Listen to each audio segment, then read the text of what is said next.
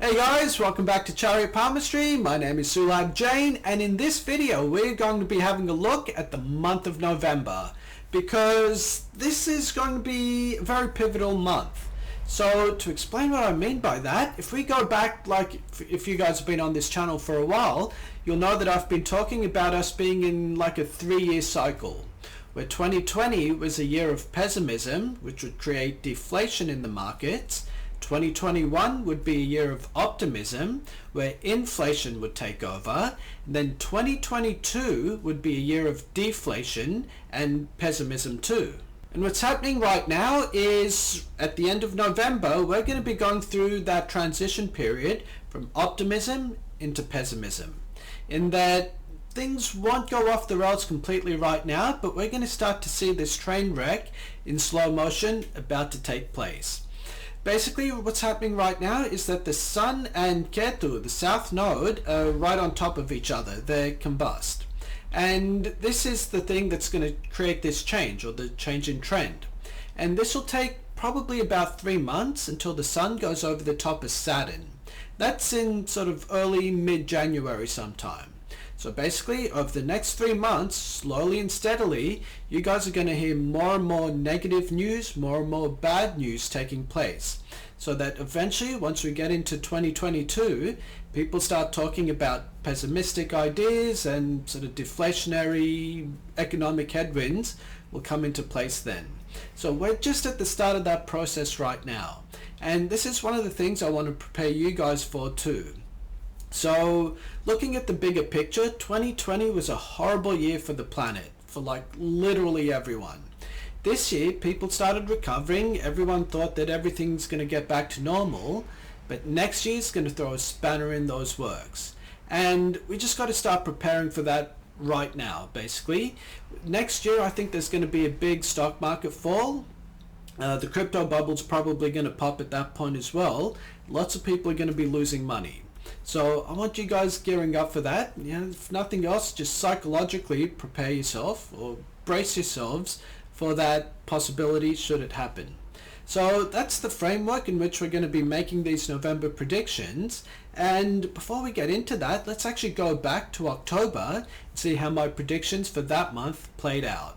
And it was a bit of a mixed bag there actually. One of my predictions was that there would be a US stock market fall. That did not take place. That prediction was actually an extension of my prediction from the month of September, where I thought the market would roll over. And obviously it didn't, so I'll put a cross on that one there. I did predict a Bitcoin and Ethereum price rise, and that ended up taking place. However, Cardano did not go up. So I'll give myself a cross on that one.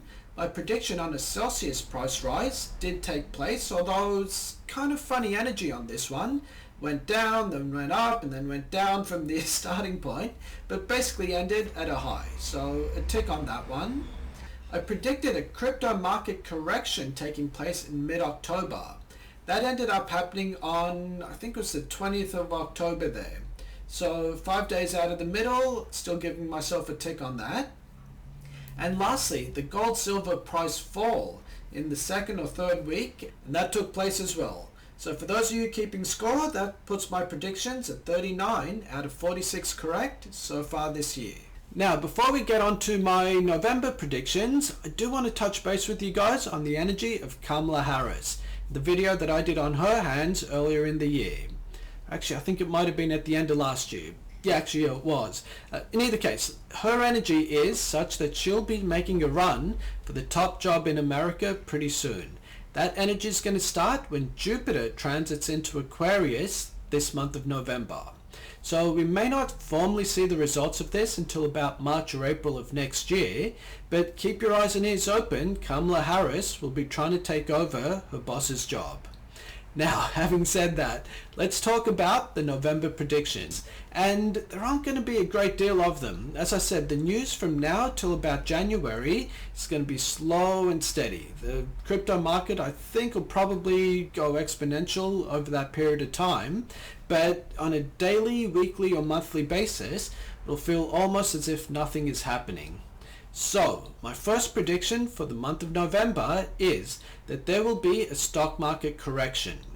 And I should temper the word correction there to say a slight correction there actually. It's going to take place from mid-November until the end of November. Basically, with Evergrande still in the headlines, with the Fed tapering, there's a lot of deflationary potential taking place in the market. I don't think the stock market's quite figured that out just yet. So I'm expecting a small dip happening there pretty soon. I'm also expecting an Ethereum price rise to take place, although that may be after a slight correction, so let's time that from roughly mid-November onwards.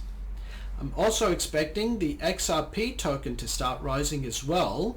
However, that token I think will be falling for about the next maybe 5 or 10 days before it starts going up. So we'll approximate it to the middle of November there, but really about the 10th or 11th of November onwards. Gold and silver though, I think they could have a price fall. And the reason I'm saying that is the energy of the sun going over Ketu is not going to be good for either gold or silver. So at least for the first couple of weeks of this month, it should be falling over, and then by the end of this month, it should start going up again.